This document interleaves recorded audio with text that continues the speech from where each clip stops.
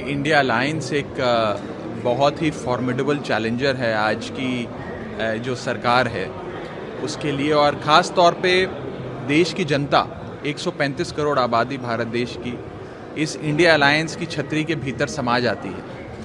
India alliance एक ऐसा गठबंधन है, एक ऐसा परिवार है जिसमें अन्य राज्यों से आने वाले नेता, राजनीतिक दल, अन्य संस्कृति, भाषा को रिप्रेजेंट करने वाले लोग सब एकजुट होकर एक उन सब का एक संगम बनता है।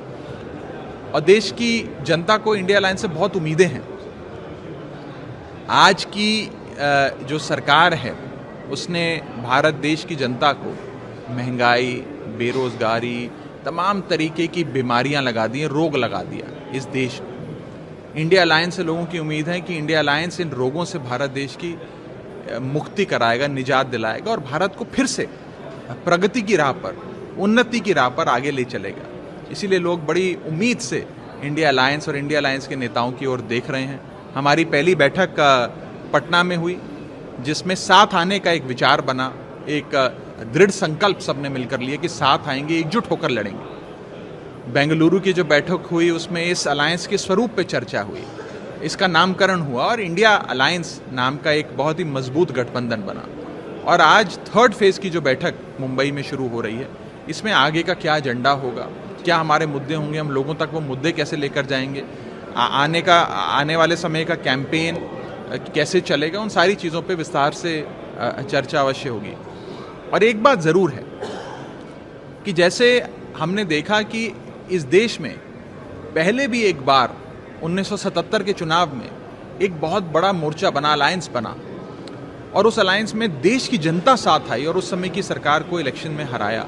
ऐसा ही कुछ आज के दौर में हम देख रहे हैं कि तमाम पॉलिटिकल पार्टियां, लोग देश को बचाने के लिए, लोकतंत्र को बचाने के लिए, संविधान को बचाने के लिए साथ आ रहे हैं। और साथ आकर एक अहंकारी हिटलरशाही से चलने वाली सरकार को अवश्य हार मिलेगी और देश की जनता अवश्य जीतेगी।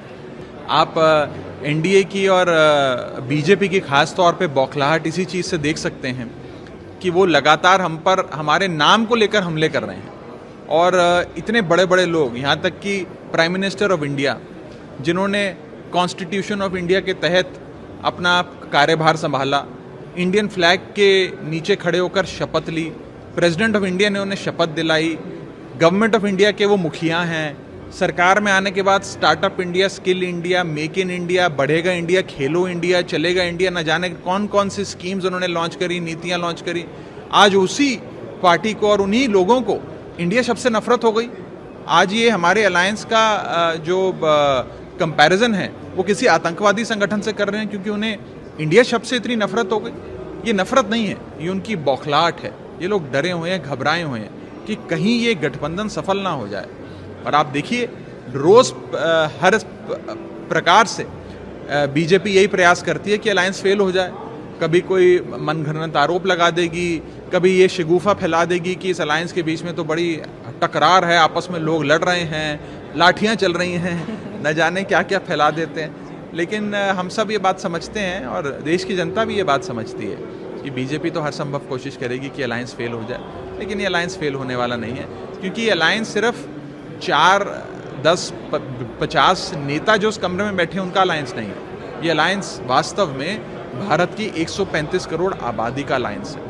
वो आबादी साथ आई है, पूरा देश साथ आया है। और उस 135 करोड़ आबादी का एक ही लक्ष्य है कि हमारी आमदनी नहीं बढ़ी, हमारा खर्चा बढ़ता गया, महंगाई बढ़ती रही, हमारे बच्चों को अच्छी नौकरी नहीं मिली, बड़े बुजुर्गों को इलाज नहीं मिल रहा। इन सारी समस्याओं का, रोज़मर्रा के जीवन में जिन समस्याओं से इंसान जूझता है, उन समस्याओं का हल चाहिए।